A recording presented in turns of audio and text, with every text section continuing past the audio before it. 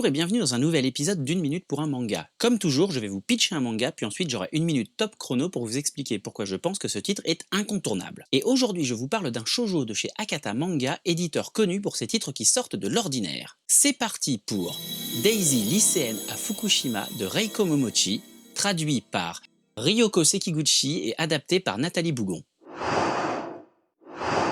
Depuis le terrible tsunami qui a frappé Fukushima, Fumi n'ose plus sortir de chez elle. Trop inquiète pour sa santé à cause des éventuelles radiations émises par la centrale. Pourtant, en dernière année de lycée, il faudra bien qu'elle se décide à retourner en cours. Mais est-il seulement possible de recommencer à vivre et faire comme si de rien n'était quand même une simple pluie représente la menace d'une contamination radioactive ? Heureusement, elle pourra compter sur Moe, Ayaka et Mayu, ses trois meilleures amies. Ensemble, elles comptent bien profiter de la vie et surtout sortir toutes les trois diplômées du lycée. Elle décide alors de créer un groupe de musique, Daisy, pour se redonner du courage. Mais très vite, la réalité les rattrape.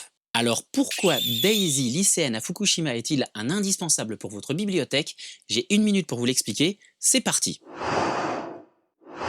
Malgré ce que certains pourraient croire, nous ne sommes pas face à un drame, mais bel et bien face à un shoujo de tranche de vie, et l'on va suivre des lycéennes dans leur quotidien. Sans sombrer dans le misérabilisme ou l'appel à la pitié, l'autrice nous montre à quel point, malgré leur envie de reprendre le cours d'une vie normale, ces personnages sont profondément affectés par la catastrophe, et ce sur le long terme. Qu'il s'agisse d'une simple rupture amoureuse ou de la faillite d'un producteur de riz, on constate à quel point le risque nucléaire terrifie la population et à quel point vivre dans une zone sinistrée devient un stigmate très lourd à porter. Pourtant, le tout est écrit avec intelligence et bienveillance. Le manga réserve ses moments poignants mais également ses scènes d'intense joie et de détermination sans faille. Fumi et ses amis sont admirables dans leur volonté à la fois de ne pas vouloir être définies simplement comme des survivantes de la catastrophe de Fukushima, mais également dans leur volonté d'affronter la réalité de leur situation. Servi par le dessin agréable et expressif de Reiko Momochi, ce manga joue habilement avec nos émotions. Le récit est d'une efficacité redoutable, car on s'attache très vite aux personnages très bien écrits en venant à partager leurs doutes et leurs rêves. Avec seulement 2 tomes, le récit avance très vite et ne se perd pas en chemin.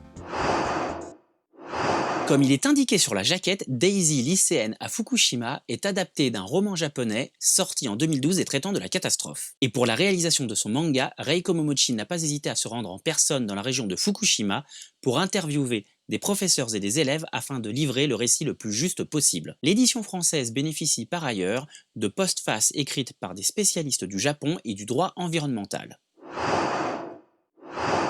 Et voilà, une minute pour un manga, c'est terminé pour cette semaine, mais n'hésitez pas à venir m'interpeller sur les réseaux sociaux @mangavore. J'espère en tout cas que cet épisode vous a plu. Si c'est le cas, n'hésitez pas à vous abonner et à activer les notifications pour ne pas rater les prochains épisodes. Je vous donne rendez-vous vendredi prochain. D'ici là, portez-vous bien, prenez soin de vous et surtout, lisez plein de mangas. Bye!